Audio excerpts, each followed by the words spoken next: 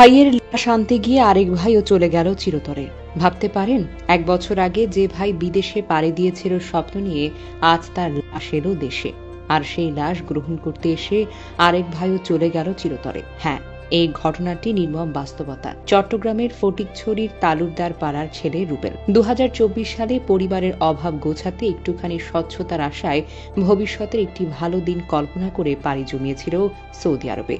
কিন্তু ভাগ্য তার জন্য অপেক্ষায় রেখেছিল এক ভয়ঙ্কর পরিণতি। তীব্র ক্ষুধার্ত অবস্থায় মালিকের অনুমতি না নিয়ে একটি বার্গার খেয়েছিল রুবেল। এই সামান্য কারণে শুরু হয় নির্মম নির্যাতন। প্রচন্ড ধরে গুরুতর আহত হয় সে। চিকিৎসাধীন অবস্থায় 2024 সালের 17 জুলাই মদিনার একটি হাসপাতালে জীবনের শেষ নিঃশ্বাস ত্যাগ করেন রুবেল। এরপর গল্প থেমে গেল না, বরং শুরু হলো এক অনির্বচনীয় ট্র্যাজেডি। ঠিক 1 বছর পর সে ভাইয়ের দেশে ফিরল কাফনে মোড়া হয়ে। একটা কফিন, একটা অন্ধকার বাক্স, যার ভেতরে কোনো স্বপ্ন নেই, নেই কোনো হেসে ওঠা মুখ। শুধু শুয়ে আছেন এক সন্তান, এক ভাই, যিনি ফিরে আসার কথা ছিল বিজয়ী হয়ে। ফিরলেন নিঃশব্দে।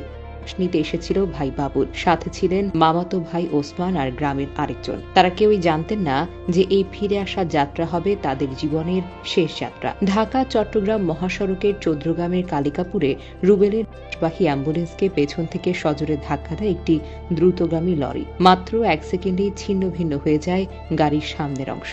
ছিটকে পড়ে বাবুল, রক্তে ভিজে যায় রাস্তা। ঘটনাস্থলে প্রাণ হারান তিনি।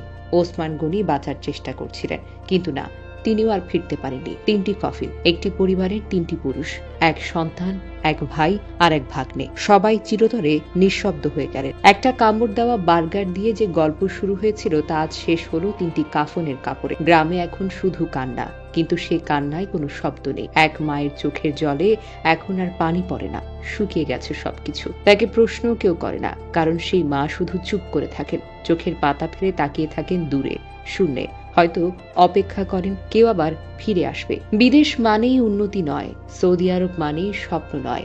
এই দুনিয়ায় অনেক মানুষ এখনো দিন শেষে মানুষকে মানুষ ভাবতে পারে না। একটা খাবার খাওয়ার অপরাধে যদি একটা ছেলেকে দিয়ে মেরে ফেলা হয়, তাহলে বলুন এই পৃথিবী কেমন হতে পারে? একটা পরিবার আজ সব স্বপ্ন হারিয়ে নিঃস্ব।